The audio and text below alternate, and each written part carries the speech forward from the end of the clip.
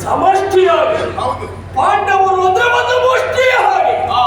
ಆದ್ರೆ ನೀನು ಪಾಂಡವರು ಅಂದ್ರೆ ಮುಷ್ಟಿ ಅಲ್ಲ, ವ್ಯಕ್ತಿಯಾಗಿ ಕಾಣಿಸಿಕೊಳ್ಳುವುದಕ್ಕಾಗ್ತದೆ ಎನ್ನುವುದನ್ನು ತೋರಿಸಿಬಿಟ್ಟಿಯಲ್ಲ. ಮಧ್ಯಮ ನೀನು ಮಧ್ಯಮ ಬೆರಳೇ ಶ್ರೇಷ್ಠ ಅಂತ ಸಾರುವುದಕ್ಕೆ ಹೊರಟೆ, ತೋರು ಬೆರಳೇನು ಕಡಿಮೆ ಅಲ್ಲ ಅಂತ ಹೇಳುವುದಕ್ಕೆ ನಾನಿದ್ದೇನೆ. ಅಘಟನ್ನು ತೋರಿಸುವುದಕ್ಕೆ ಮುಂದಾದ್ರೆ ಕ್ಷಣಾರ್ಥದಲ್ಲಿ ಬೇಳಿಸಿಬಿಟ್ಟು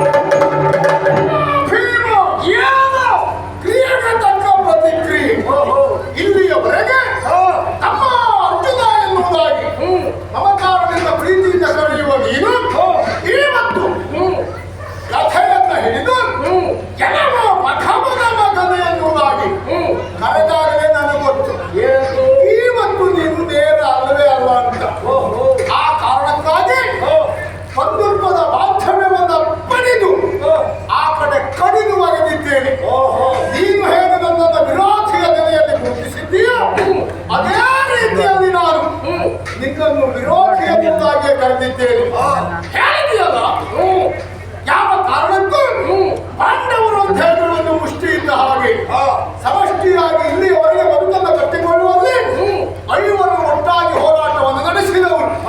ಐವರು ಬದುಕಿಗಾಗಿ ಹೋರಾಟವನ್ನು ನಡೆಸಿದಾಗ ಅದು ಸಮಷ್ಟಿಯಾಗಿ ಬಂದಿರುವಂತಹ ಫಲ ಎನ್ನುವುದಾಗಿ ಒಪ್ಪಿಕೊಂಡವರು. ನೀನು ಸಹಿಸಿಕೊಳ್ಳಿಕ್ಕೆ ಆಗಲಿಲ್ಲ.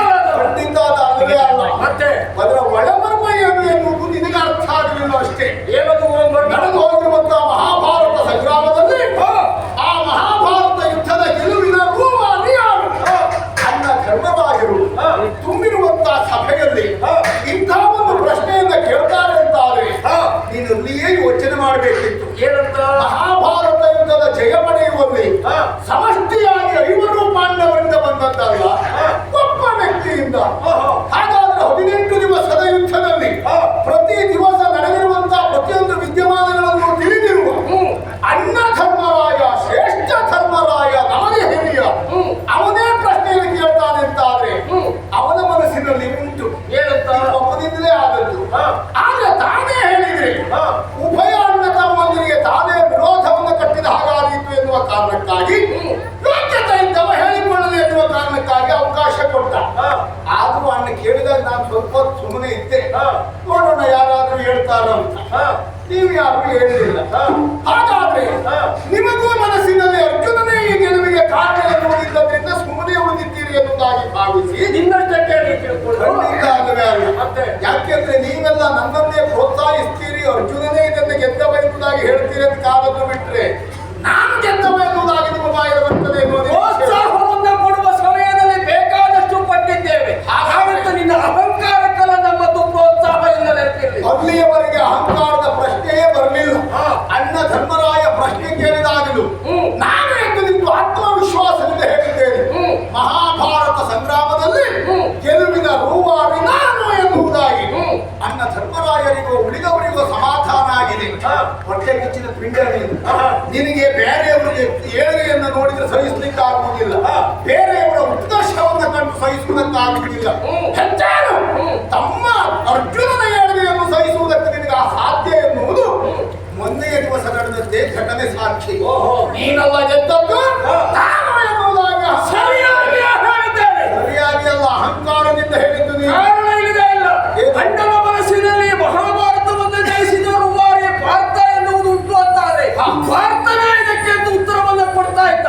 ಅಣ್ಣ ಪ್ರಶ್ನೆಯನ್ನ ಕೇಳಿದ ಎಂಬಲ್ಲಿಗೆ ಅದು ನಮಗೆ ತಂದಿಟ್ಟಂತಹ ಪರೀಕ್ಷೆ ಎನ್ನುವುದಾಗಿ ನಾವು ತಿಳಿಯಬೇಕಾಗ್ತದೆ. ಬದುಕಿರುವುದಕ್ಕೂ ಸಮಷ್ಟಿಯಾಗಿರುವಂತಹ ನಾವು ಸಮಷ್ಟಿಯಾದಂತಹ ಉತ್ತರವನ್ನೇ ಕೊಡಬೇಕಾಗ್ತದೆ. ಆ ಕಾರಣಕ್ಕಾಗಿ ನಾವೆಲ್ಲರೂ ಸುಮ್ಮನಿದ್ದದ್ದು. ಆದರೆ ಯುದ್ಧ ನಡೆಯುವ ಪೂರ್ವದಲ್ಲಿ ಉಂಟಲ್ಲ, ನಾನು ಹೀಗೆ ಮಾಡ್ತೇನೆ ಅಂತ ಹೇಳುವುದು ಅದು ಆತ್ಮವಿಶ್ವಾಸ ಆಗಬಹುದು. ಕಾರ್ಯ ಮುಗಿದ ಮೇಲೆ ನಾನೇ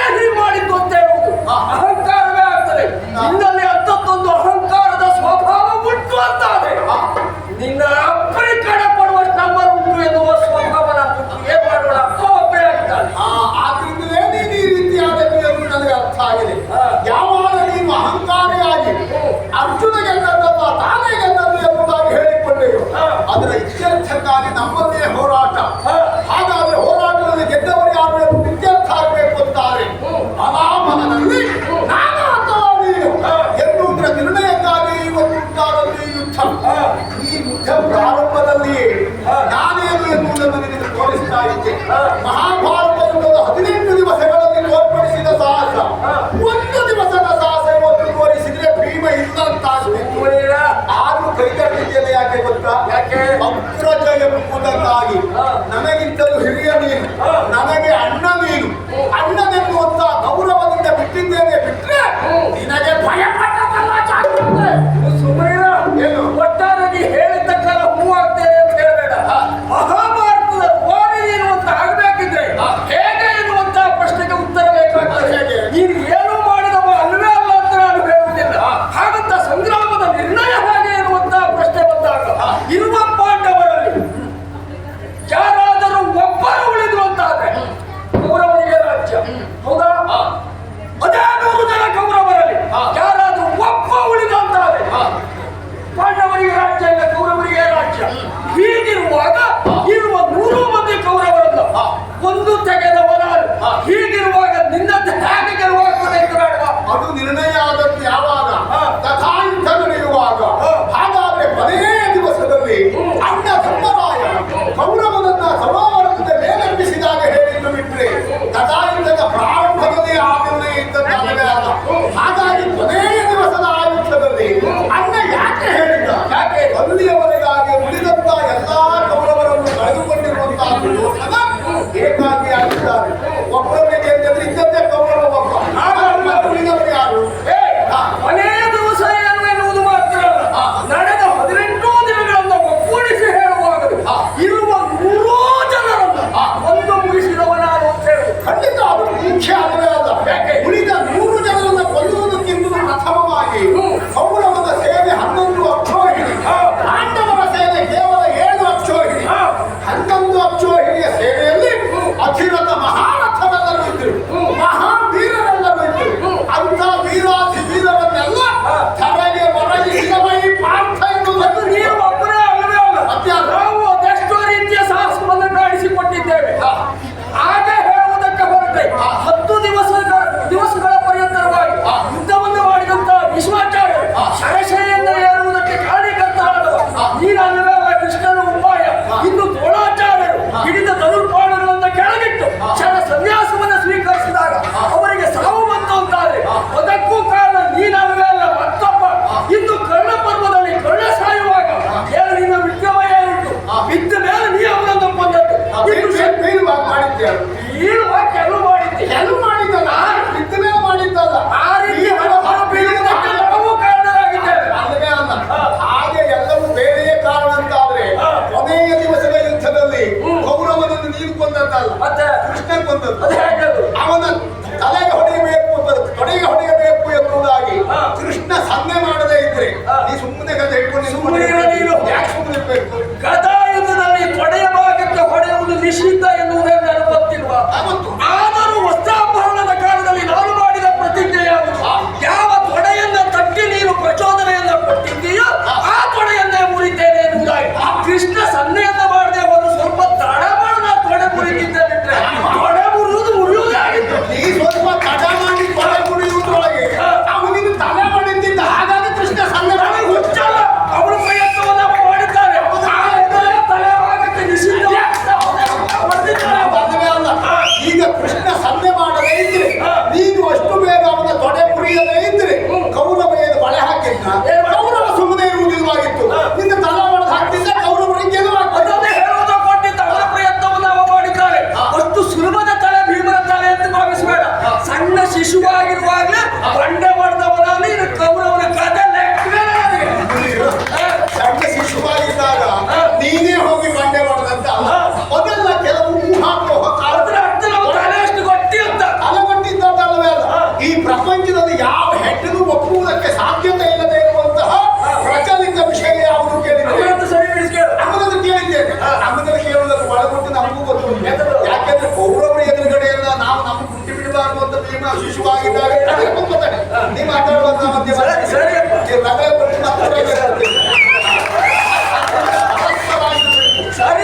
ಹೇಳಿದ್ದು ಹಾಗೆ. ಈಗ ನಮಗೆ ಒಳಗುಟ್ಟು ನೀನು ಸಾಧಾರಣವಾಗಿ ಸಾಮಾಜಿಕವಾಗಿ ಒಂದು ವಿಷಯ ಕಲ್ಪನೆ ಮಾಡಿತು.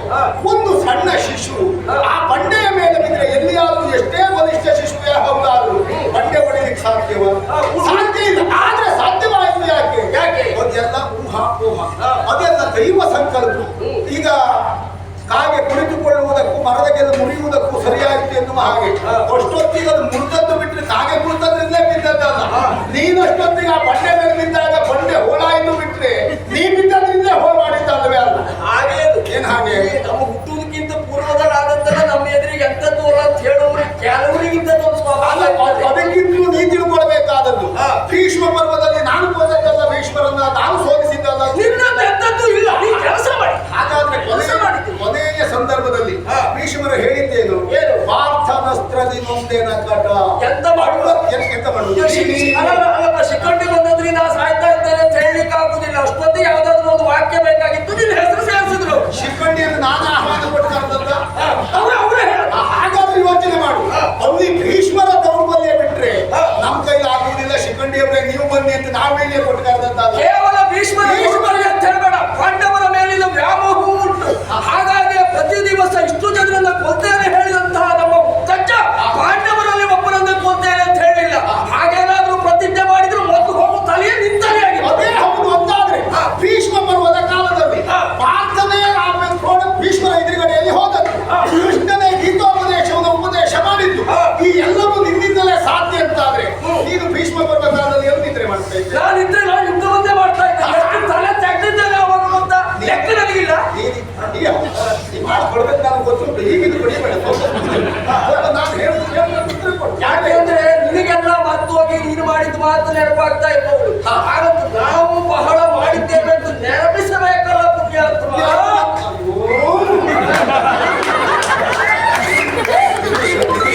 ಬೆಂಕಿ ಹಾಕ್ಬಿಡ್ತೇನೆ. ನೀನು ಯುದ್ಧ ಮಾಡಿದ್ದೆ ಎಷ್ಟು ಎನ್ನುವುದು ಪ್ರಧಾನ ಅಲ್ಲ. ಭೀಷ್ಮರ ಸೇನಾಧಿಪತ್ಯದಲ್ಲಿ ಭೀಷ್ಮರನ್ನ ಗೆಲ್ಲುವುದು ಪ್ರಧಾನ. 7 ಅಕ್ಷೋಹಿಣಿಯ ನಮ್ಮ ಸೇನೆ ಹೇಗೆ ನಷ್ಟ ಆಗಿದೆಯೋ ಅದೇ ರೀತಿಯಲ್ಲಿ 11 ಅಕ್ಷೋಹಿಣಿಯ ಕೌರವರ ಸೇನೆಯು ನಷ್ಟ ಆಗಿದೆ. ಸೇನಾಳುಗಳನ್ನೆಲ್ಲ ಗೆಲ್ಲುವುದೇ ಪ್ರಧಾನ ಅಲ್ಲ. ಅದೊಂದು ಶಾಖೋಪಶಾಖಗಳನ್ನು ನಾವು ಗೆಲ್ಲಿದ ಹಾಗೆ. ಆದ್ರೆ ಮುಖ್ಯ ಯಾರು? ಭೀಷ್ಮರು. ಅವರನ್ನ ಗೆದ್ದದ್ದು ಯಾರು ನೋಡು. ನೀವು ಎಲ್ಲಿಯೇ ಕೇಳು. ಆ ಭೀಷ್ಮರು ಶರಶೈಯಲ್ಲಿ ಹೊರಗಿದ ಮೇಲೆ ಆ ಘಟನೆಯಿಂದ ಪ್ರಪಂಚ ಉತ್ತರಿಸಿದ್ದ ಹೇಗೆ? ಭೀಷ್ಮಾರ್ಜುನ ಕಾಳಗ, ಭೀಷ್ಮ ಭೀಮ ಕಾಳಗಂತ ಯಾರಾದ್ರೂ ಹೇಳುವುದಿಲ್ಲ. ಯಾಕೆ? ಭೀಷ್ಮರು ಒಟ್ಟೆ ಯುದ್ಧ ಮಾಡಿದವ ನೀನೆ. ಹಾಗಂತ ನಿನ್ನತ್ರ ಏನೂ ಕಡಿಲಿಕ್ಕೆ ಆಗಿಲ್ಲ ಎನ್ನುವ ಕಾರಣಕ್ಕಾಗಿ ಕೃಷ್ಣ ರಾತ್ರಿಯ ಕಾಲದಲ್ಲಿ ನಮ್ಮನ್ನ ಕರ್ಕೊಂಡು ಹೋಗಿ ಕಾಯಬೇಕಿ ತರಳ ರೈವರ್ ಅಂತ ಹೇಳಿದ್ದು ನೀನು ಎಂತ ಮಾಡುವ? ನಿಂದೊಂದು ಯೋಗ ಮಾರಯ್ಯ. ಏನು ಮಾಡಿದ್ರು ಹೆಸರು ಮುಂದೆ ನಿಂದೇ ಬರ್ತದೆ. ಜನಪ್ರಚಾರ ಹಿಂದಿಂದ ಉಳಿತದೆ. ಎಂತ ಮಾಡುವ? ನೀವ್ ಯಾಕೆ ಹಾಗಾದ ಹಣೆ ಬರಲ್ಲ. ನಿಂದ ಯೋಗ ಅದು ಯೋಗ ನೋಡಿ ಎಲ್ಲರಿಗೂ ಬರುವುದಿಲ್ಲ. ನೀನೊಂದು ಸ್ವಲ್ಪ ಯೋಚನೆ ಮಾಡ್ಕೊಂಡು ನೋಡು. ಈ ವೈವರು ನಾವಿದ್ದಾಗ, ನಿಮ್ಮ ಮಧ್ಯದಲ್ಲೇ ನಾನಿದ್ದಾಗ, ನಿಮಗೆ ಯಾರಿಗೂ ಯೋಗ ಬರದೆ ನನಗೆ ಬಂತು. ಯಾಕೆ ಗೊತ್ತಾ? ನಮ್ಮದೇನಾದ್ರೂ ಮಾಡಿ ತೆಗಿಬೇಕು ಎನ್ನುವ ನಿಮ್ ಹೊಟ್ಟೆ ಕಿಚ್ಚೆ ನಾನು ಇಷ್ಟು ಮೇಲೆ ನಿನ್ನ ಮೇಲೆ ಹೊಟ್ಟೆ ಕಿಚ್ಚ ಉಂಟು ಅಂತಾದ್ರೆ ಅರಗನ ಮನೆಯ ಪ್ರಕರಣದಲ್ಲಿಯೇ ನೀ ಸತ್ತು ಹೋಗ್ತಿದ್ದೆ. ನಿನ್ನನ್ನು ಆ ಕಾಲಕ್ಕೆ ಬದುಕಿಸಿದವರೇ ನಾನು ನೆನಪಿಟ್ಟು. ಆಮೇಲೆ ನೀನು ಎಷ್ಟೇ ಮಾಡದಿದ್ರು ನಾನು ಕೊಟ್ಟು ಜೀವ ಇದು. ಅದು ಯಾಕೆ ಕೇಳು. ಹೊರಗಿನ ಆಲಯದಲ್ಲಿ ನನ್ನನ್ನು ಮಾತ್ರ ನೀನು ಪಾಲು ಮಾಡಿದ್ದಲ್ಲ, ಉಳಿದವರನ್ನು ಪಾಲು ಮಾಡಿದ್ದೆ ನಾನು. ಯಾಕೆ ಕೇಳು. ನಿನ್ನ ಬೆನ್ನು ಬಹಳ ವಿಶಾಲವಾಗಿದೆ, ನಿನ್ನ ದೇಹ ಬಹಳ ವಿಶಾಲವಾಗಿದೆ. ಒಂದು 8 ಜನ ಕೂತ್ಕೊಂಡು ಹೋಗ್ಲಿಕ್ಕೆ ಏನು ರಗಳೆ ಆಗುವುದಿಲ್ಲ ಅಂತ ನೀನು ಪಾಲು ಮಾಡಿದ್ರೆ ಮತ್ತೆ ಬೇರೆ ನೀನು ಹೇಳಿದ ಹಾಗೆ ಅಗಲವಾಗಿ ಎತ್ತರವಾಗಿ ಬೆಳೆಸಿಕೊಂಡವರು ಬಹಳ ಜನ ಇರ್ತಾರೆ. ಹಾಗೆಲ್ಲ ಬೆಳೆಸಿಕೊಂಡವರಿಗೆಲ್ಲ ಹೊರಲಿಕ್ಕೆ ಆಗುದಿಲ್ಲ. ನಾನು ಹೆಜ್ಜೆ ನಡಲಿಕ್ಕೆ ಆಗುದಿಲ್ಲ. ನಮ್ಮತ್ರ ಆಗಲ್ಲ. ಊಟವನ್ನು ಮಾಡ್ತಾರೆ, ಅದಕ್ಕೆ ಸರಿಯಾಗಿ ಕೆಲಸವನ್ನು ಮಾಡ್ತಾರೆ. ಗೊತ್ತಪ್ಪ, ದಪ್ಪ ಇದ್ದವರೆಲ್ಲ ಹೊರುವುದಿಲ್ಲ. ಹೊರುವುದಕ್ಕಾಗಿ ದಪ್ಪ ಇದ್ದ ಹೌದು. ಮೊದಲಿನ ಹೊರುವುದಕ್ಕಾದಿತ್ತು ಅಂತ ತೋರಿಸಿದ್ದೆ ನಾನು ನಿಮ್ಮನ್ನು ಹೊತ್ತಬೇಡ. ಆದ್ರಿಂದ ಹೇಳಿದ್ದು ಅಲ್ಲಿ ಆ ರೀತಿಯಾಗಿ ಕಾರ್ಯ ಮಾಡಿದ್ರೆ ಅದು ಎಲ್ಲರನ್ನೂ ಬದುಕಿಸಿದ್ದು. ಯಾಕಂದ್ರೆ ಪಾಂಡವರು ಬದುಕಬೇಕಾದಂತ ಅನಿವಾರ್ಯತೆ ಇರುವುದರಿಂದ ಅರಗಿನ ಆಲಯದಲ್ಲಿ ನೀನು ಉಪಕಾರ ಮಾಡಿದ್ದವರು. ಅರಗಿನ ಆಲಯದಲ್ಲಿ ಉಪಕಾರ ಮಾಡಿದ್ದೆ ಎನ್ನುವುದರ್ಥ ಮಹಾಭಾರತ ಯುದ್ಧ ಗೆದ್ದವ ನೀನು ಗೊತ್ತಾಗ್ತದೆ. ಅದು ಹಾಗಲ್ಲ. ನಾನೇ 100 ಜನ ಕೌರವರನ್ನು ನಾನು ಕೊಂದಿದ್ದೇನೆ ಎಂಬ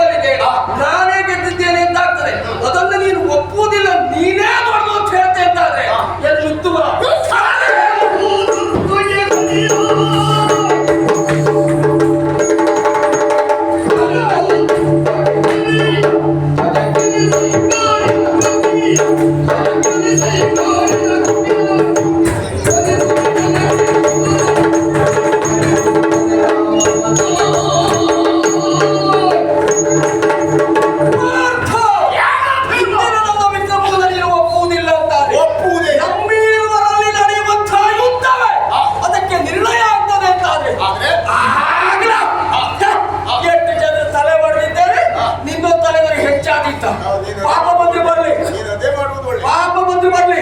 ಆದ್ರೂ ಒಂದು ಆದ್ರೂ ಪೂರವಂತ ತಲೆ ಬಡಿಯುವುದಕ್ಕೆ ನಿನಗೆ ಅಷ್ಟು ದಿವಸ ಬೇಕಾಗಿ ನಾನು ತಲೆ ಬಡಿತೇನೆ ಅಂತ ಹೇಳಿದ್ದಲ್ಲ. ನಾವೆಲ್ಲರನ್ನು ಗೆದ್ದ ಮೇಲೆ ನೀನು ಗೆದ್ದನ್ನು ಬಿಟ್ರೆ ನೀನ್ ತಲೆ ಬಡಿಯುವುದ್ರಲ್ಲೇ ಶ್ರೀಮಂತ ಆದ್ರೆ ಮೊದಲೇ ಕೌರವನ ತಲೆ ಬಡಿಬಹುದು. ಯಾಕೆ ಸುಮ್ಮನೆ ಒಂದು ವೇಳೆ ನಾನು ಹಾಗೆ ಅವನ ತಲೆಯನ್ನು ಹೊಡೆದ ಹೋಗುದು ಅಂತಾದ್ರೆ ನಿನಗೆ ಕರುಣದಲ್ಲಿ ಕೊಲ್ಲಿಕ್ಕೆ ಆಗುದಿಲ್ವಾಗಿತ್ತು ನೆನಪಿಟ್ಟು. ಅದ್ರ ಅಗತ್ಯ ಇಲ್ಲ. ಗೆಲುವು ಪ್ರಧಾನ. ಸಮಷ್ಟಿ ದೃಷ್ಟಿಯಿಂದಲೇ ನೀನು ಯೋಚನೆ ಮಾಡುವುದಿದ್ರೆ ಕರ್ಣ, ಭೀಷ್ಮ, ದ್ರೋಣ ಎಲ್ಲ ಆಮೇಲೆ ನಮಗೆ ಪ್ರಬಲ ಪ್ರಥಮ ವಿರೋಧಿ ಕೌರವ, ಅವನನ್ನೇ ಕೊಲ್ಲುವುದು ಉದ್ದೇಶ. ಹೀಗೆ ಹೇಳ್ತೆ ಅಂತಾರೆ. ಪ್ರಥಮವಾಗಿ ನಾನು ಕೌರವನನ್ನು ಕೊಂದೆ ಅಂತಾರೆ. ಅವ ಮಾಡಿದ ಪಾಪದ ಫಲವನ್ನು ಅವ ನೋಡಿ ಸಾಯ್ಲಿಕ್ಕೆ ಆಗುದಿಲ್ಲವಾಗಿತ್ತು. ಹಾಗಾಗಿ ಉಳಿದವರೆಲ್ಲ ಸಾಯುವುದನ್ನು ಅವ ಮೊದಲು ನೋಡಬೇಕು, ಕೊನೆಗೆ ಅವ ಸಾಯ್ಬೇಕು ಅಂತ ಕೊನೆ ಕೊಂದಿದ್ದೆ. ಹೊಡೆಯುತ್ತಿದ್ರು ಮೂರ್ ಮೇಲೆ ಹೇಳು ಜಾತಿಯವನೇ. ನಿನಗೆ ಎಷ್ಟು ಉಂಟು, ನಿನ್ನ ಅಣ್ಣನವರ ಎಷ್ಟಿರ್ಬೇಡ. ನಿನಗೆ ಎಷ್ಟಿರುವುದಲ್ಲ, ನಿನಗೆ ಇದ್ದದ್ದೇ ಅದು ಅಲ್ಲದೆ ಇದ್ರೆ ಕೌರವನಿಗೆ ಮಾಡಿದ ಪಾಪ ಪ್ರಜ್ಞೆ ಮೂಡುವುದಕ್ಕೆ ಅವನಿಗೆ ಮಾಡಿದ ಪಾಪ ಪ್ರಜ್ಞೆಯನ್ನು ಅವ ಅನುಭವಿಸಬೇಕು. ಒಂದು 18 ದಿವಸ ಆದ್ರೂ ಅನುಭವಿಸಲಿಲ್ಲ ಅಂತ ಅವ ಮಾಡಿದ ಬೇರೆ ಸಿಗ್ತಾರಾಯ್ತಾ? ಎಂತದ್ದು ಇಲ್ಲ. ಅವ 18 ದಿವಸ ಅನುಭವಿಸುವುದಕ್ಕೆ ಜೀವನ ಪೂರ್ಣ ಅವನಿಂದ ನಾವು ಅನುಭವಿಸಿರ್ಲಿಲ್ವಾ? ಈಗ ಸುಮ್ಮನೆ ಕಾಡ್ತಾ ಇದ್ದೇವೆ. ಕಣ್ಣಿಗೆ ನೀ ಬಿಡ್ಬೇಕಲ್ಲ ಮತ್ತೆ ಸುಮ್ಮನಿಲ್ಲ. ಅದು ನಾನು ಅಂತ ಆಗುವುದೇ ಇಲ್ಲ. ಯಾಕೆಂದ್ರೆ ಹೀಗೆ ಇವತ್ತು ಈ ಪ್ರಕರಣ ಆರಂಭ ಆದದ್ದು ಯಾರಿಂದ? ಆರಂಭ ಆದದ್ದು ನಿನ್ನಿಂದ. ನನ್ನಿಂದ ಹೇಗೆ? ಹೇಗೆ ಕೇಳು. ಮಹಾಭಾರತ ಯುದ್ಧವನ್ನ ಗೆದ್ದವ ನಾನು ಅಂತ ಹೇಳಿದೆ. ನೀ ಹೇಗೆ ಅಂತ ಬೇಡ. ಸಾಯಬೇಡ. ಅಲ್ಲ ನಿನಗೆ ಹೇಳ್ತೇನೆ, ವಿಷಯ ಹೇಳ್ತೇನೆ. ನಾನು ಅಂತ ಹೇಳಿ ಈ ಪ್ರಪಂಚಕ್ಕೊಂದು ನ್ಯಾಯ ಎನ್ನುವುದು ಯಾವುದು? ಶಿಷ್ಯನ ಏಳಿಗೆಯನ್ನು ನೋಡಿದಾಗ ಗುರು ಸಂತೋಷ ಪಡುವುದು. ಮಗನ ಏಳಿಗೆಯನ್ನು ನೋಡಿದಾಗ ತಂದೆಯಾದವ ಸಂತೋಷ ಪಡುವುದು. ತಮ್ಮನ ಏಳಿಗೆಯನ್ನು ನೋಡಿದಾಗ ಅಣ್ಣನಾದವ ಸಂತೋಷ ಪಡುವುದು. ಆಕಸ್ಮಿಕವಾಗಿ ನಾನು ಹೇಳಿದ ತಪ್ಪು ಅಂತಲೇ ಇಟ್ಟುಕೋ. ತಮ್ಮ ಎನ್ನುವ ಪ್ರೀತಿ ಇದ್ದವನೇ ನೀನು ಹೌದು ಅಂತಾದ್ರೆ ತಮ್ಮ ಆಡಿದ ಮಾತು ತಮ್ಮ ಗೆದ್ರೇನು ನಾನು ಗೆದ್ರೇನು ಸುಮ್ಮನಿರ್ಬೋದಿತ್ತು. ಯಾಕೆ ಜಗಳಕ್ಕೆ ಬಂದೆ? ನಾನು ಸುಮ್ಮನೆ ಇರ್ತಿದ್ದು ಯಾಕೆ ಕೇಳು. ಆ ಕಾಲಕ್ಕೆ ನಮ್ಮೀರುವರ ನಡುವೆ ಮಾತುಕತೆ ಆದಾಗ ಪ್ರಕರಣಕ್ಕೆ ಅಷ್ಟಕ್ಕೆ ಮುಗಿಲಿಲ್ಲ, ಮುಂದುವರೆದಿದೆ ನೆನಪಿಟ್ಟು.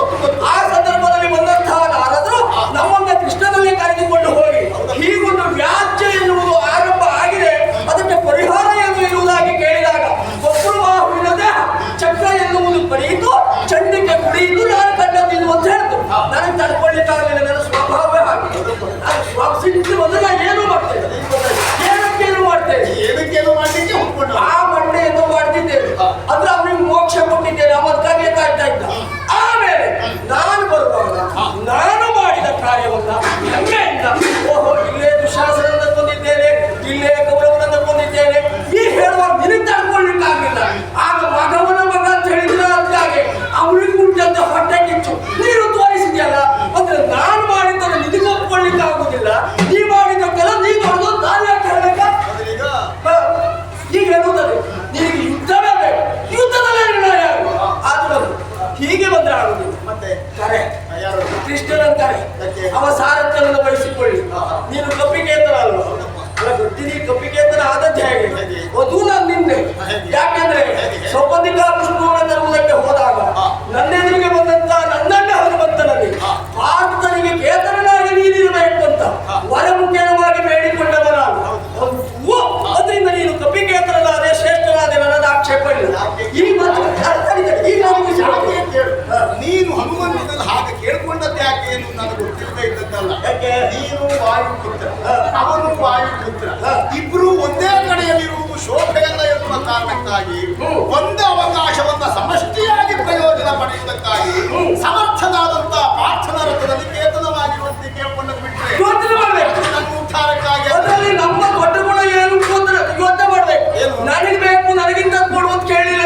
ನಾನು ತಮ್ಮನೊಟ್ಟಿಗೆ ಇರುವಂತ ಹೇಳಿದ್ದೇನೆ ಅಂದ್ರೆ ನನಗೆ ನಿಜವಾದಷ್ಟು ಪ್ರೀತಿ, ಆದ್ರೆ ನಿನಗದಿಲ್ಲ ನೋಡು. ಸರಿ, ಹಾಗಾದ್ರೆ ನೀನು ಹನುಮಂತನನ್ನ ನನ್ನ ಕೇತನವಾಗಿ ನನ್ನ ರಥಾಗ್ರಜದಲ್ಲಿ ಇರುವುದಕ್ಕೆ ಅವಕಾಶ ಮಾಡಿಕೊಟ್ಟವ. ಈ ಮಹಾಭಾರತ ಯುದ್ಧವನ್ನ ನಾನೇ ಗೆದ್ದವ ಎನ್ನುವುದಾಗಿ ಹೇಳಿದಾಗ ತಮ್ಮ ಗೆದ್ದದ್ದು ಅಂತ ಯಾಕೆ ಸಂತೋಷ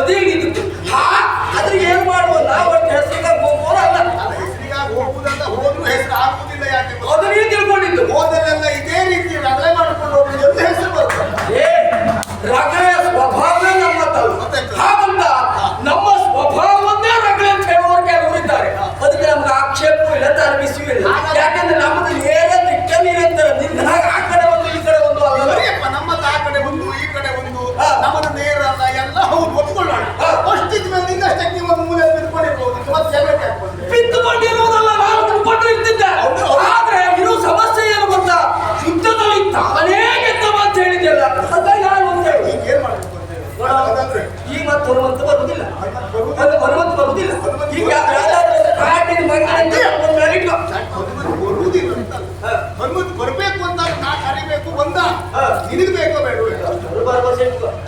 ಅಲ್ಲ ಬರುದಿಲ್ಲ. ನಾನು ಮಹಾಭಾರತ ಯುದ್ಧಕ್ಕೆ ಸಂಬಂಧಪಟ್ಟು ಮಾತ್ರ ಬರ್ಬೇಕು ಅಂತ ಹೇಳಿದ್ದೇನೆ, ಆಮೇಲೆ ಬರ್ತಿರ್ಬೇಕು ಅಂತ ಹೇಳಿಲ್ಲ. ಹೊಂದಾಣಿಕೆ ಆಮೇಲೆ ಕಾಡಿನ ಮಂಗ ಬಂದಾದರೂ ತನ್ನ ಮೇಲೆ ಇಟ್ಕೋ, ಅದು ಕಪ್ಪಿಗೆ ಒಂದು ತೋರಿಸುವಾಗ ತೋರಿಸ್ತಾನೆ.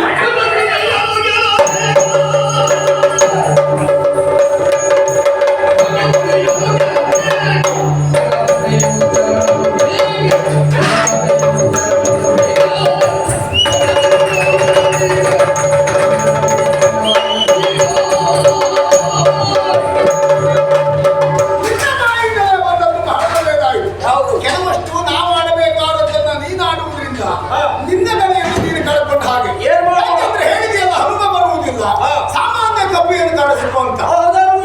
ನಾನೀಗ ಕರೆಸಿಕೊಳ್ಳುವುದಿದ್ರು ಸಾಮಾನ್ಯ ಕಬ್ಬಿಯನ್ನೇ ಕರೆಸಿಕೊಳ್ತೇನೆ. ಯಾಕೆ ಹೇಳು? ಹನುಮಂತನ ಅಗತ್ಯ ಇಲ್ಲವೇ ಇಲ್ಲ ಈಗ.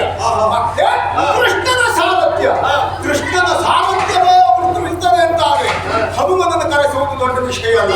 ಆದ್ರೆ ಅನಿವಾರ್ಯತೆ ಏನು ಎನ್ನುವುದು ಪ್ರಥಮವಾಗಿ ನಮ್ಮನ್ನು ವಿರೋಧಿಸಿ ಬಂದ ನಮ್ಮ ಎದುರಾಳಿ ಎಷ್ಟು ಸಮರ್ಥ ಎನ್ನುವುದು ಯಾರು ನಿನ್ನನ್ನು ಗೆಲ್ಲುವುದಕ್ಕೆ ಬಡ ಕುರಿ ನೀನು. ನಿನ್ನಂತ ಕುರಿಯನ್ನು ಗೆಲ್ಲುವುದಕ್ಕೆ ಕೃಷ್ಣನ ಅಗತ್ಯ ಇಲ್ಲವೇ ಇಲ್ಲ, ಹನುಮನ ಅಗತ್ಯ ಇಲ್ಲವೇ ಇಲ್ಲ. ಮತ್ತೆ ನಿನಗೆ ಸಾಕುವಂತ ಮರದಿಂದ ಮರ ಕಾಡು ಮಂಗ ಇದ್ರೆ ಸಾಕಾಗ್ತದೆ. ಆ ಮಟ್ಟಿಗೆ ನೀನೇ ಆಯ್ಕೆ ಮಾಡಿದ್ರೆ ಬಹಳ ಒಳ್ಳೆಯದಾಯ್ತು. ಮತ್ತದು ನನ್ನ ಎದುರಿಗೆ ಇರ್ಬೇಡ, ಗದೆ ಬಂದೇ ಪೆಟ್ಟಿ ಸತ್ತೋಗ್ತದೆ. ಅದು ಮೊದಲು ಗದೆ ಸರಿ ಹಿಡ್ಕೊಳ್ಳಿಕ್ಕೆ ಆಗ್ತದೆ ನೋಡು. ಸುಮ್ಮನೆ ಮಂಗ ವಿಚಾರ ಮಾಡ್ಬೇಕು. ನಿನ್ನಲ್ಲಿ ಗಾಂಡಿ ಬರಲ್ಲ, ನಮ್ಮನೆ ನುದಿರ ಮುಖ್ಯ ಹಾಗೆ ಉಂಟು, ಜಾಗ್ರತೆ. ನುದಿರ ಮುಖ್ಯ ಹಾಗೆ ಉಂಟು ಯಾಕೆ ಕೇಳು? ಅದು ಬಿಟ್ಟರೆ ನಿನ್ ಬೆಲೆ ಇಲ್ಲ, ಆದ್ರಿಂದ ಅದು ಹಾಗೆ ಉಂಟು. ನಾವು ಯಾವ್ದು ಹಿಡ್ಕೊಂಡಿದ್ರು ನಾವು ವಿಜೃಂಭಿಸ್ತೇವೆ, ವಿಶ್ವಾಸ. ಸುಮ್ಮನಿರು, ನನ್ನಿಂದಲೇ ಇದಕ್ಕೆ ಬೆಲೆ ಬಂದದ್ದು. ಗಾಂಡೀವದಿಂದ ಗಾಂಡೀವಿ ಎನ್ನುವ ಬೆಲೆ ನಿನಗೆ ಬಂದದ್ದು ನೆನಪಿರ್ಲಿ. ಗಾಂಡೀವದಿಂದ ಗಾಂಧೀವಕ್ಕೆ ಬೆಲೆ ಬಂದದ್ದು ಹೇಗೆ ಗೊತ್ತಾ? ಅದನ್ನು ಸರಿಯಾಗಿ ಉಪಯೋಗಿಸಿದ್ರಿಂದ, ಅದರ ಇತಿಮಿತಿಯನ್ನು ತಿಳಿದು ವ್ಯವಹರಿಸಿದ್ರಿಂದ. ಯಾವುದೇ ಒಂದು ವಸ್ತು ಒಬ್ಬ ವ್ಯಕ್ತಿಯಲ್ಲಿ ಇರುವುದು ಪ್ರಧಾನ ಅಲ್ಲ, ಅದನ್ನು ಹೇಗೆ ಬಳಸಿ ಸಮಾಜಕ್ಕೆ ಒಪ್ಪಿಸಿದ್ದಾನೆ ಎನ್ನುವುದು ಪ್ರಧಾನ. ಆ ಗಾಂಧೀವವನ್ನು ನಾನು ಸರಿಯಾಗಿ ಬಳಸಿದ್ರಿಂದ ಗಾಂಧೀವಿ ಎನ್ನುವ ಬಿರುದಿಗೆ ನಾನು ಪಾತ್ರನಾಗಿದ್ದೇನೆ. ಅದು ನಾವೆಲ್ಲ ಸರಿ ಬಳಸಲೇ ಇಲ್ಲ. ಹೌದು. ಹಾಗಾದ್ರೆ ರುಚಿನ ಮುಖ್ಯ ಎನ್ನುವ ಇತ್ತಲ್ಲ, ಇಷ್ಟು ವರ್ಷ ನೀನು ಅದನ್ನು ಉಪಯೋಗಿಸಿಕೊಂಡಿಯಲ್ಲ, ನಿನಗೆ ನಾನು ಅದರಿಂದ ಹೆಸರು ಬಂದಿದ್ದೆ. ಅಯ್ಯೋ, ನಾನೇ ಅದಕ್ಕೆ ಹೆಸರು ಪಟ್ಟ ಪುಣ್ಯಾತ್ಮ, ಅದರಿಂದ ನನಗೆ ಯಾಕೆ ಹೆಸರು? ಹೇಳಿದ್ದು ಅದನ್ನ ಪ್ರಯೋಗಿಸುವವನ ಚಾಕಚಕ್ಯತೆಯಲ್ಲಿ ಅಡಗಿರುತ್ತದೆ. ವ್ಯವಹಾರ ಬಿಟ್ಟರೆ ಯಾವ್ದು ಹಿಡಿದಿದ್ದಾನೆ ಎನ್ನುವುದು ಪ್ರಧಾನ ಅಲ್ಲವೇ ಅಲ್ಲ. ಏನು ಆಯುಧಗಳ ಕುರಿತಾದ ವಿಶ್ಲೇಷಣೆ ಬೇಡ, ನಾನು ನೀನು ಎನ್ನುವುದರ ಇತ್ಯರ್ಥ ಬಹಳ ಮುಖ್ಯವಾಗಿ. ಬೇಡ, ಅಣ್ಣ ಹೇಳೋದು ಕೈ ಮುಗಿದ್ರ ನನ್ನ ಮನಸ್ಸು ಬಹಳ ದೊಡ್ಡದು. ನಾನು ಜಾತಿ ಕುಟುಂಬ ಬೇರೆ ಕುಟುಂಬ ಕಲಹ ಪ್ರಿಯ, ಅದಕ್ಕೆ ಕಾರಣ ಮೂಲ ಹೇತು ನೀನೇ. ಕುಟುಂಬ ನಾಶಕನೇ ಯಾವ ರೀತಿಯಲ್ಲಿ ಆಗ ಅಜ್ಞಾತವಾಸದಲ್ಲಿರುವಾಗ ನಮಗೆಲ್ಲ ಇಷ್ಟಿಷ್ಟು ನೀನು ಇಷ್ಟಿಷ್ಟು ತಿನ್ಕೊಂಡು ಜೀವನ ಮಾಡಿ ನಾನು ಅಷ್ಟೇ ತಿಂದದ್ದೇ ಆಗ ಗೊತ್ತ. ತಿನ್ನುವುದ್ರ ಪೂರ್ವದಲ್ಲಿ ನಿಮ್ಮೆಲ್ಲ ಅಷ್ಟು ಹೊತ್ತಿದ್ದಲ್ಲ, ಆ ಕಾರಣಕ್ಕಾಗ್ತಿದ್ದ. ಒಂದು ದಿವಸ ಹೊತ್ತು ವರ್ಷಗಟ್ಟಲೆ ತಿಂತ ಇದ್ದೆ. ವರ್ಷಗಟ್ಟಲೆ ತಿಂದ ಕಾರಣಕ್ಕಾಗಿ ಆ ಅವಕಾಶಗಳನ್ನು ಬಂದದ್ದು ನಾನು. ಸ್ವಭಾವ ತಪ್ಪಲ್ಲ, ನಿನಗೆ ಉಳಿದವರು ಮಾಡಿದ್ದಲ್ಲ. ಸುಮ್ಮನೆ ನೀ ನಮ್ಮನ್ನು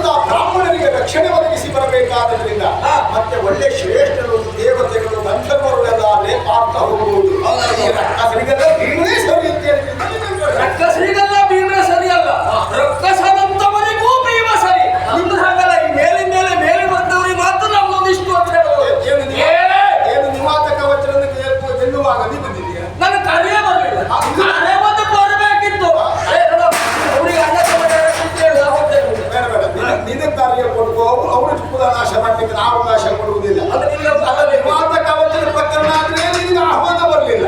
ಬಕಾಸುರನನ್ನು ಕೊಲ್ಲುವುದು ನನ್ನಷ್ಟೇ ನನ್ನ ಅಮ್ಮನನ್ನು ನನ್ನನ್ನು ಕಳುಹಿದ್ದು ಯಾರು ಹೋಗ್ತೀರಿ ಅಂತ ಅಮ್ಮ ಪ್ರಶ್ನೆ ಕೇಳಿದ್ದಾರೆ. ಆಮೇಲೆ ಒಬ್ಬರು ನಾವೇ ಎದ್ದಿದ್ದವ. ಯಾವಾಗ ಆ ಸಂದರ್ಭದಲ್ಲಿ ಯಾರು ಹೋಗ್ತಾರೆ ಅಂತ ಯಾರು ಕೇಳಿದಾಗ ಅಮ್ಮನೇ ಕೇಳಿದ್ದು. 5 ಜನ ಮಕ್ಕಳು ನನಗಿದ್ದಾರೆ, ಹೌದಾ? ನಾನು 5 ಜನ ಮಕ್ಕಳಲ್ಲಿ ಒಬ್ಬರನ್ನು ಕಳುಹಿಕೊಡ್ತೇನೆ ಅಂತ ನನ್ನ ಅಮ್ಮ ಹೇಳಿದ್ರು. ಸರಿ. ಹೌದಾ? ಯಾರು ಹೋಗ್ತೀರಿ ಅನ್ನುವಂತಹ ಪ್ರಶ್ನೆ ಬಂದಾಗ ಅಮ್ಮ ಹೇಳುವ ಪೂರ್ವದಲ್ಲೇ ಎದ್ದಿದ್ದವ ನಾನು. ಅದು ನಿನಗಾಗಲ್ಲ, ನೀ ಎಲ್ಲ ಹೀಗೆ ಸಣ್ಣಾಗಿದ್ದೇನೆ. ಒಂದು ಸಣ್ಣ ಆದದ್ದಲ್ಲ. ಹಾ. ಆಗ ನನಗೆ ಅಣ್ಣ ಎನ್ನುವ ವಿಶೇಷವಾದ ಗೌರವ ನಿನ್ನ ಮೇಲೆ ಇತ್ತು. ಗೌರವ ನಿನ್ನ ಬಲಾಢ್ಯತೆಯ ಮೇಲೆ ನನಗೆ ಅಭಿಮಾನ ಇತ್ತು. ಹಾ. ಮತ್ತೆ ಅಮ್ಮ ಕೇಳುವ ಪೂರ್ವದಲ್ಲೇ ನೀ ಎದ್ದು ನಿಂತದ್ರಿಂದ ಅಣ್ಣ ಎದ್ದ ಮೇಲೆ ನಾ ಹೇಳುವುದು ಬೇಡ ಅಂತ ಸುಮ್ಮನೆ ಇದ್ದದ್ದು ಬಿಟ್ಟು ಕೈಲಾಗದೆ ಅಲ್ಲ. ಅಲ್ಲ, ನೀ ಹೇಳ್ತಾ ಇದ್ದೆ, ನಾನೇ ಹೇಳ್ತಿದ್ದೆ. ನೀನು ಎಲ್ಲಾ ಪ್ರಸಂಗದಲ್ಲೆಲ್ಲ ಹಾಗೆ ಮಾಡ್ಲಿಲ್ಲ.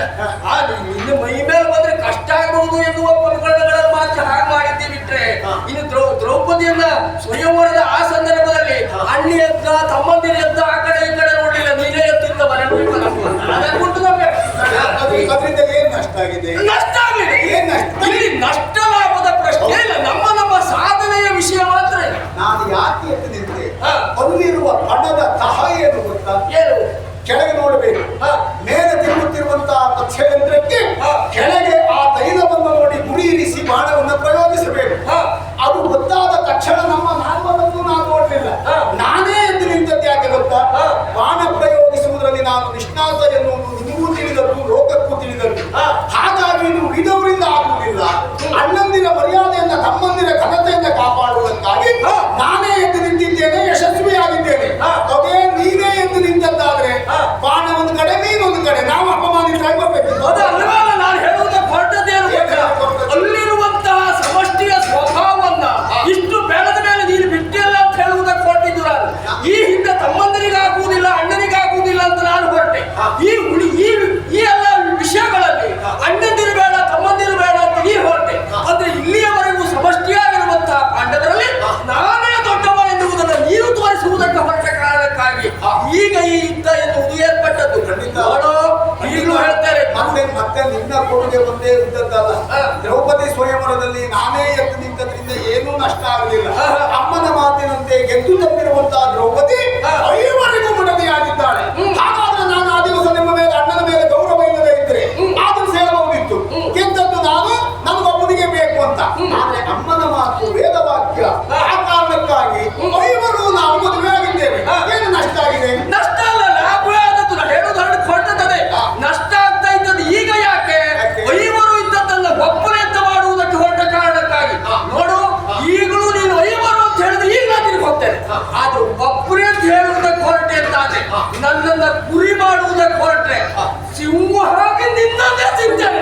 ನಾನು ಮೊದಲೇ ಇಲ್ಲೇನೆ ಹೇಳಿದ್ದಾದ್ರೆ, ಸಭೆಯಲ್ಲೇ ಹೇಳಿದ್ದಾದ್ರೆ, ಅರ್ಜುನ ಹಾಗೆಲ್ಲ ಹೇಳುವುದಲ್ಲ, ನೀನು ಒಬ್ಬನ ಸೇರ್ಕೊಳ್ಬೇಡ ಅಂತ ಹೇಳಿಲ್ಲ. ಇಲ್ಲಿಯವರೆಗೆ ಐವರು ಮಾತ್ರ ನಿನ್ನತ್ತ ನಿಮಗೆ ಸಮಸ್ಯೆ ಉಂಟ? ಅಲ್ಲ, ನಿನ್ನ ಸಮಸ್ಯೆ ಅದೆಲ್ಲ ನಮ್ಮ ಪಕ್ಷತೆ.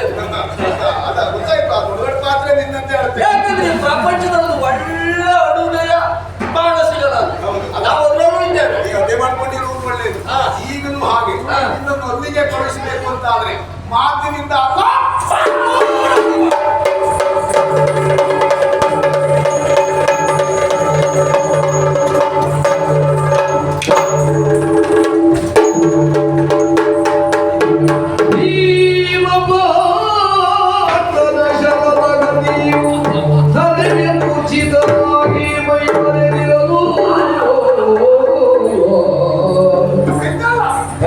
ಮುಚ್ಚಿತನಾಗಿ ಮೈ ಮರೆದಿರಲು ಸರ್ವಜ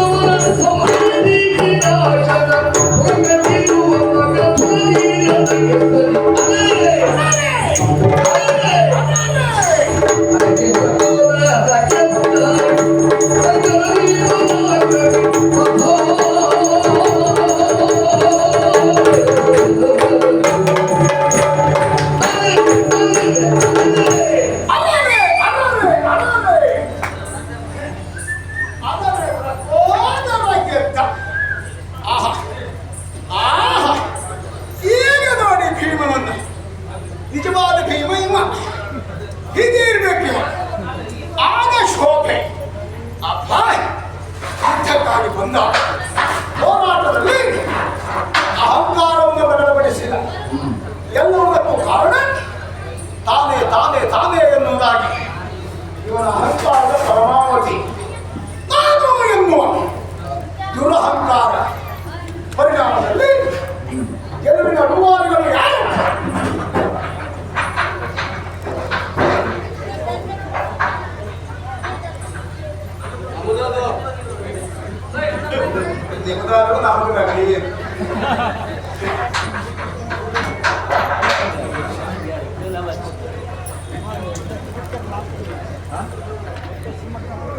ಹಾಗಾಗಿ ಈಗ ಆ ಗೆದ್ದ ಅಲ್ಲ, ಅವ ಸರಿಯಾಗಿ ಬಿದ್ದ.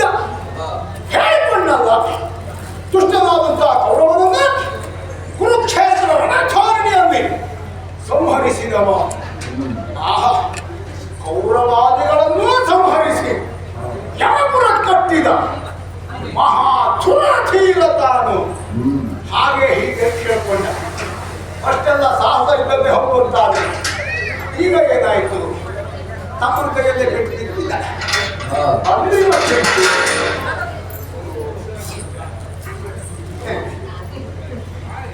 ಮನುಷ್ಯರು ತಂದಿಸುವುದಿಲ್ಲ.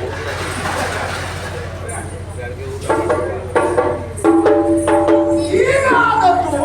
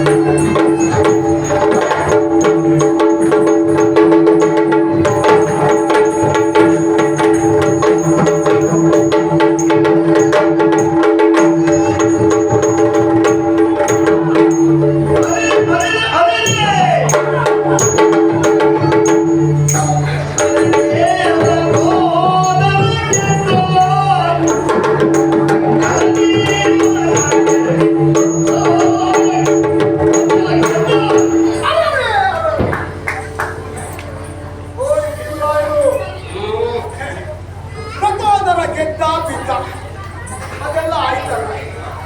ಈಗ ಮತ್ತೊಂದು ಸಮಸ್ಯೆ, ವರಗಥಾ ದಂಡ ಏನಾಯಿತು ಹೇಳಿದೆಯಲ್ಲ, ಅದಿದ್ದರಿಂದ ಅದಕ್ಕೆ ಬೇರೆ ಅಂತ. ಯಾವುದು ಪೃಥ್ವಿಮುಖಿ ಕಥೆ ಅಂದ್ರೆ ಭೀಮ, ಭೀಮ ಅಂದ್ರೆ ಕಥೆ, ಕಥೆ ಬಿಟ್ಟು ಭೀಮ ಇಲ್ಲ, ಭೀಮದ ಬಿಟ್ಟು ಕಥೆಗೆ ಬೆಲೆ ಇಲ್ಲ. ಈಗ ಪತಿತ್ಯರ್ಥ ಆಗಬೇಕು. ಪೃಥ್ವಿಮುಖಿಯನ್ನು ಭೀಮನ ಕೈಯಲ್ಲಿರುವಂತಹ ಕಥೆ ನಾನು ಸೇರ್ಕೊಂಡಾಗಿದೆ, ಅದು ನನ್ನ ಕೈ ಸೇರಿ ಆಗಿದೆ. ಅವನೇ ಹೇಳಿದ ಹಾಗೆ ಅದಕ್ಕೆ ಅವನ ಕೆಲಸ ಕೊಟ್ಟರು, ಅದರಿಂದ ಅವನಿಗೆ ಹೆಸರು ಬಂದದ್ದಲ್ಲ, ಆ ಕಥೆಗೆ ಹೆಸರು ಬಂದದ್ದು ಅಂತಾದ್ರೆ ಈಗ ಕಥೆ ಎಲ್ಲೋಯ್ತು. ಹಾಗಾದ್ರೆ ಆ ಕಥೆಯನ್ನು ಇಲ್ಲಿ ಹಿಡಿದುಕೊಂಡಿರೋದೇ ಇಲ್ವ? ನಿನಗೆ ಕೆಲಸಕ್ಕೆ ಮತ್ತೊಂದು ಮಾತು, ಶತಕ ಚತುರಾಣಿ 100 ಆನೆಯ ಬಲವನ್ನು ಹೊಂದಿದವ ಭೀಮ. ಈಗ ಹೇಳಿ, ನೀನು ಹಿಡಿದಿರುವ ಕಥೆ ಹಾಗಾಯ್ತಲ್ಲ, ಹೇಳ್ಕೊಂಡಿಯಲ್ಲ, 100 ಆನೆಯ ಬಲವನ್ನು ಹೊಂದಿದವ ನಾನು, ಅದೇ ಹೌದು ಅಂತಾದ್ರೆ 100 ಕರಿಗಳ ಬಲು ಹೆಂಗಿ ಹೋಯಿತು. ನಿನ್ನ 100 ಆನೆಯ ಬಲ ಒಬ್ಬ ಅರ್ಜುನನ ಎದುರುಗಡೆಯಲ್ಲಿ ನಡೆಯಲಿಲ್ಲ ಅಂತಾದ್ರೆ ಮಹಾಭಾರತ ಯುದ್ಧದಲ್ಲಿ ನೀನು ಏನು ಕಂಡುಕೊಳ್ತಿದ್ದೀಯ ಅಂತ ಈಗ ಅರ್ಥ ಆಗುತ್ತಿಲ್ವ? ಮಾನಸಿಕವಾಗಿ, ದೈಹಿಕವಾಗಿ, ಸಾಮಾಜಿಕವಾಗಿ ಸಂಪೂರ್ಣ ಸತ್ತೇ ಹೋಗಿರುವ, ಕೇವಲ ದೇಹದಲ್ಲಿ ಉಸಿರು ಮಾತ್ರ ಇರುವ ಕೌರವನನ್ನು ನೀನು ಕೊಂದದ್ದು. ಅದು ಕೃಷ್ಣ ಕಾರುಣ್ಯದಿಂದ, ನಿರ್ದೇಶನದಿಂದ. ಅದನ್ನು ಹೊರತುಪಡಿಸಿದ್ರೆ ಮತ್ತೆ 99 ಮಂದಿ ಕೌರವರು ಹೇಳಿದ್ರೆ ನೀವು ಒಪ್ಪುವುದಿಲ್ಲ ಅಂತ ಹೇಳ್ತಿಲ್ಲ. ಅವರೆಲ್ಲ ಆಟ ಲೆಕ್ಕಕ್ಕಿಲ್ಲ. ಒಂದೆಲ್ಲ ಒಳ್ಳೆಯ ಕಡೆ ವಿಶ್ವಾಸವನ್ನು ಸ್ವಲ್ಪ ಹೆಸರು ಮಾಡಿದ್ದಾರೆ. ಬಿಟ್ಟರೆ ಉಳಿದ 98 ಮಂದಿಯು 100ಕ್ಕೆ ಬರ್ತಿಗಿದ್ದನ್ನು ಬಿಟ್ಟು ಪ್ರಯೋಜನಕ್ಕಿದ್ದಲ್ಲ. ಹಾಗಾದ್ರೆ ಅವರನ್ನೆಲ್ಲ ಗೆದ್ದನ್ನು ಕೊಟ್ಟ ವಿಶೇಷವೇ ಆಗಲಿ. ಪಾಪ ಪರದೇಶಗಳನ್ನು ಹೊರಗೊಂಡು ಹಾಗೆ ಇವು ಮಾಡಿದ್ದದ್ದು ಸಂಖ್ಯೆಯಲ್ಲಿ ಮಾತ್ರ 100 ಜನ ಕೌರವರನ್ನು ಗೆದ್ದೆ, 99 ಮಂದಿ ಕೌರವರನ್ನು ಒಂದೇ ದಿವಸ ಕೊಂದೆ. ಹೇಳ್ಕೊಳ್ಳಿಕ್ಕಾದಿತ್ತು. ನೀವು ಹೇಳ್ಕೊಂಡು ತಿರುಗಬೇಕು ಬಿಟ್ಟು ನಿಮ್ಮ ಪ್ರತಿಭೆಗೂ ನನ್ನ ಯೋಗ್ಯತೆಗೂ ಅಲ್ಲವೇ ಅಲ್ಲ. ಆಗಲಿ ಪರಿಚಯ ರಕ್ಕಸರನ್ನ ರಣದಲ್ಲಿ ಸೋಲಿಸಿದವ ತಾನು ಎನ್ನುವ ಅಹಂಕಾರದಿಂದ ಮೆರೆದಾಡುತ್ತಿರುವ ನೀನು ತಮ್ಮ ಅರ್ಜುನನಿಂದ ಈಗ ಭೂಮಿಯ ಮೇಲೆ ಹೊರಡಾಡ್ತಾ ಇದೆಯಲ್ಲ, ಏನಾಯ್ತಾ?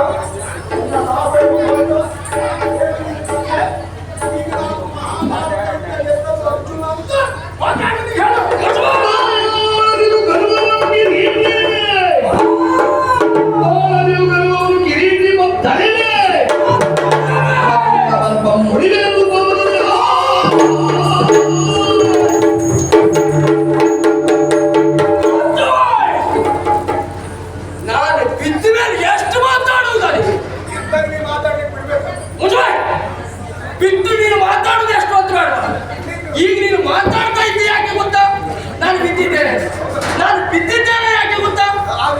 ಇವತ್ತು ದಿನ ನಾನು ಸರಿ ಇಲ್ಲ ಅಂತ.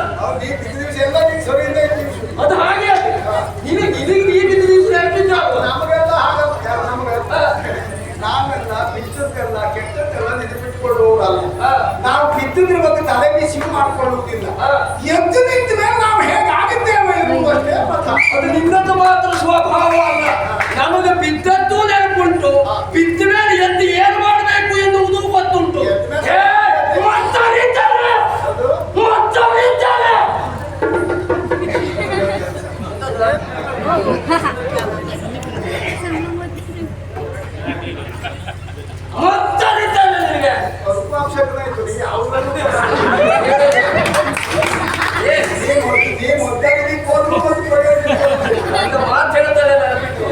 ಈ ಶಕುನ ಅಪಶಕುನ ಅಲ್ಲ ಒಂದೇ ಅತಿ ಭ್ರಮೆ.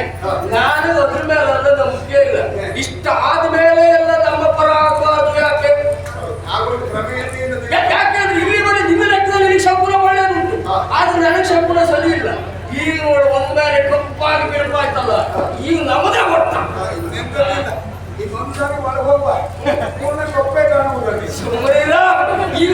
ನಾನು ಒಳಗೆ ಹೋಗುದು ಹೋಗ್ತೇನೆ, ಹಾಗಂತ ನಿನಗೆ ಸರಿಯಾದವರನ್ನು ಎದುರು ಮಾಡಿಯೇ ಒಳಗೆ ಹೋಗ್ತೇನೆ. ಕೆಲಸ ಮಾಡಿ, ನಿನಗೆ ಅರಿಯುವುದಕ್ಕೆ ಮನಸ್ಸುಂಟು ಅಂತ ಸುಮ್ಮನೆ ಇನ್ನೂ ಕೂತ್ಕೊಂಡು ಅರಿಬೇಡ. ಪ್ರತಿನಿತ್ಯ ಹೋಗೋದು ನಾನು ಮುದ್ದಿ ಅಂದದ್ದು ಈಗ ಎಷ್ಟು ಹೇಳು ಅಲ್ಲ, ಮೊದಲು ನಾ ಅರ್ಧದ್ದು ತಿಂದದ್ದಕ್ಕೆ ಇವತ್ತು ಇಷ್ಟ ಆದದ್ದು. ಹೌದು, ಯಾಕಂದ್ರೆ ಆಗ ನಿನ್ನ ಮನಸ್ಥಿತಿ ಒಳ್ಳೇದಿತ್ತು. ಹಾ. ಈಗ ನೀವು ಅಮೃತ ಆದ್ರೂ ವಿಶ್ವೇ ಆಗುದು. ಯಾಕೆ ನಿನ್ನೊಟ್ಟಿಗೆ ಈ ರೀತಿ ಇದ್ದಲ್ಲ ನಾನು? ಹೌದಾ? ಅಜ್ಜ